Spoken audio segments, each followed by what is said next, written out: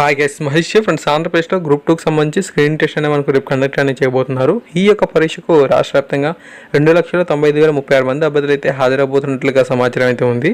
మొత్తంగా 727 exam centres అయితే వీరి కోసం కేటాయిస్తున్నారు. సో ఎవరైనా సరే అభ్యర్థులు తమ యొక్క హాల్ టికెట్లో ప్రింట్ అయిన అడ్రస్లో ఆ యొక్క ఎగ్జామ్ సెంటర్ కనుక లేకపోయినట్లయితే ఖచ్చితంగా మీరు హెల్ప్ లైన్ నెంబర్స్కి అయితే కాల్ అనేది చేయండి. వారు ఖచ్చితంగా మీకు ఇన్ఫర్మేషన్ అయితే ఇస్తారు.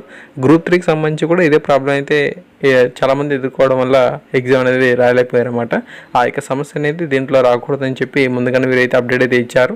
మీరు హాల్ టికెట్తో పాటుగా ప్రభుత్వం జారీ చేసిన ఏదైనా గుర్తింపు కార్డును కూడా తీసుకెళ్ళాలి. మీరు ఆధార్ కార్డుని తీసుకెళ్తే చాలా మంచిదన్నమాట.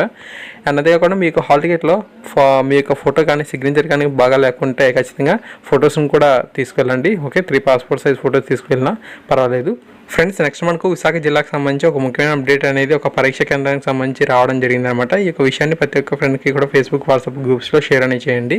ఏంటంటే చూడండి, 1109 జిల్లా పరిషత్ హై స్కూల్ హరిపాలెం పరవాడ మండలం అని చెప్పి ఏదైతే మనకు ఎగ్జామ్ సెంటర్ అయితే ఉందో అక్కడ మనకు పరవాడ మండలం కాదు, ఓకే, అచ్యుతాపురం మండలం అని చెప్పి న్యూస్ పేపర్లో ఆర్టికల్ అయితే రావడం జరిగింది.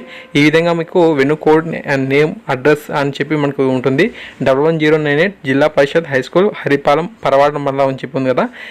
ఈ యొక్క స్కూల్ అనేది మనకు పరవాడ మండలంలో లేదు, అచ్యుతాపురం మండలంలో అయితే ఉన్నట్లుగా సమాచారం అయితే ఉంది. ఓకే, మీకు హాల్ టికెట్లో వెను కోడ్ అనేది ఈ విధంగా వస్తుంది. ఖచ్చితంగా మీరు ఈ యొక్క విషయాన్ని అనేది గుర్తుంచుకోండి. న్యూస్ పేపర్లో మీకోసమే ఈ యొక్క ఆర్టికల్ అనేది రాశారు. మీకు ఇంకా ఏమైనా సరే డౌట్స్ కనుక ఉన్నట్లయితే మీరు ఇక్కడ హెల్ప్ లైన్ నెంబర్స్ కూడా కాంటాక్ట్ అయితే అవ్వచ్చు అని చెప్పి కూడా ఇవ్వడం జరిగిందనమాట. ఈ యొక్క కరెక్షన్ అనేది చేసుకోండి.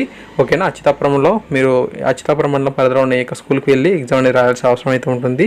సో మిగతా జిల్లాకు సంబంధించి ఎవరైనా సరే అభ్యర్థులు ఉంటే వారు కూడా ఈ జిల్లాకు సంబంధించి ఎడిషన్స్ పేపర్స్ అనేది ఈరోజు మీరు ఒకసారి చూడండి.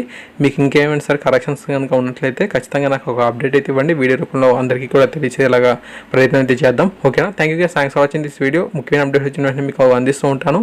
Okay, so please subscribe to our channel. ఈ యొక్క వీడియోని కూడా లైక్ చేయండి, 10 మందికి కూడా షేర్ చేయండి. Thank you.